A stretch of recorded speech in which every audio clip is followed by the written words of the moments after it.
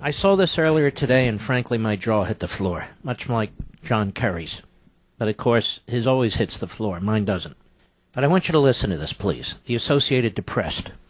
Iran is to receive a huge shipment of natural uranium from Russia to compensate it for exporting tons of reactor coolant, diplomats say, in a move approved by the outgoing U.S. administration, a.k.a. Barack Milhouse Benito Obama, and other governments seeking to keep Tehran committed to a landmark nuclear pact. Now, so in order to keep Iran committed to a nuclear pact, they're going to give them uranium.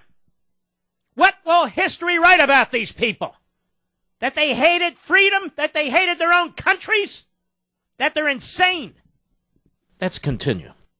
2 senior diplomats said the transfer recently approved by the U.S. and 5 other world powers that negotiated the nuclear deal with Iran foresees delivery of 116 metric tons, nearly 130 tons. Hello, 130 tons of natural uranium. UN Security Council. Meanwhile, they want gun control. I want nuclear arms control for the enemy. I really do. U.S. Security Council approval is needed, but a formality, considering 5 of those powers are permanent Security Council members, they said. You know Obama and Kerry worked this behind the scenes. This is what they do.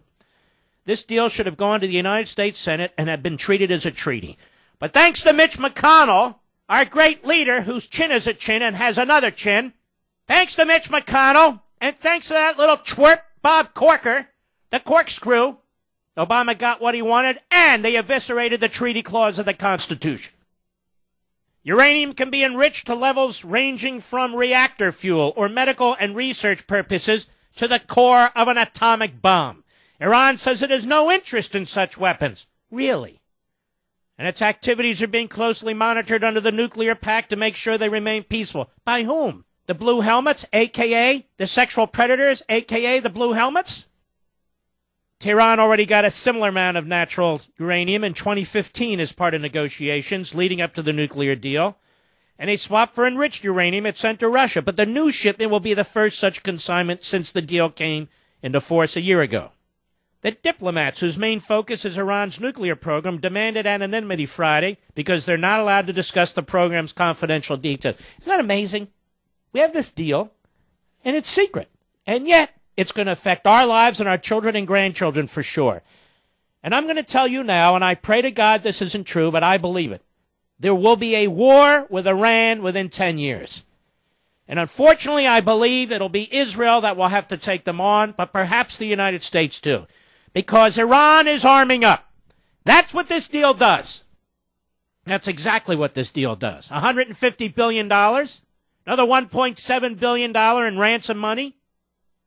They spoke ahead of a meeting this week in Vienna of representatives of Iran, the U.S., Russia, China, Britain, France, Germany, to review Iranian complaints that the U.S. was reneging on sanctions relief pledges included in the nuclear deal. Bottom line is they just received enough uranium over time to make 10 nuclear weapons. 10 nuclear weapons. And then I turn here to Jordan Schachtel at Conservative Review. Now remember, Bob Corker has his hand in this. The chairman of the Foreign Relations Committee in the United States Senate is a disgrace. Senator Bob Corker, who has an F Liberty score at Conservative Review, did far more than any of his stay with me, than his Republican colleagues in the Senate to fight for a deal that vastly enriched the Islamist supremacist nation of Iran. In his dealings with Obama, Corker authored the Iran Nuclear Agreement Review Act of 2015, which undermined the Senate's treaty power in the Constitution.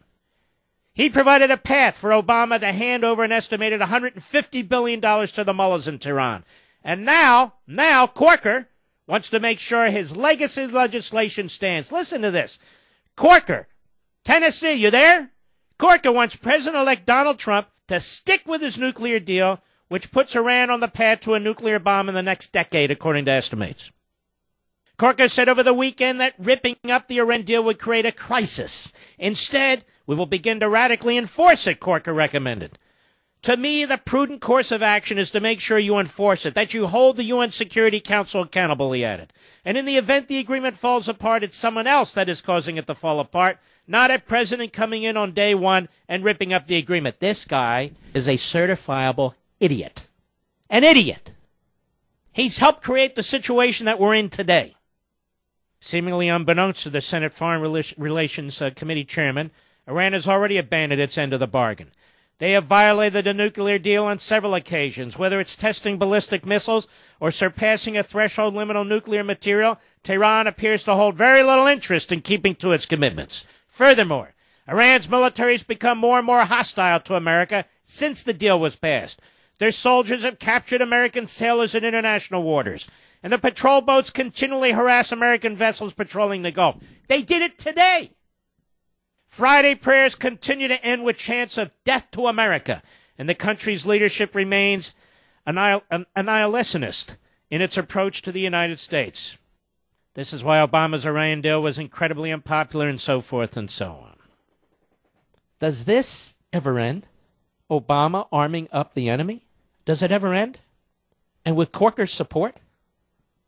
Now, you know, ladies and gentlemen, the Congress is controlled by the Republicans, even though Donald Trump hasn't been sworn in yet. The Republicans control Congress. You wouldn't know it, would you? How is it that Obama can do all this stuff at the end of his term and the Republicans can't do anything at the beginning of their term? Has the Constitution become so completely mauled that only the president exercises powers and the Congress has none? Well, if that's the case, there goes the constitutional republic, ladies and gentlemen. How is it that a president on his final days has all this enormous power to act unilaterally, and Congress, in the beginning of its term, has no power to do anything? How can this be? Well, it shouldn't, should it?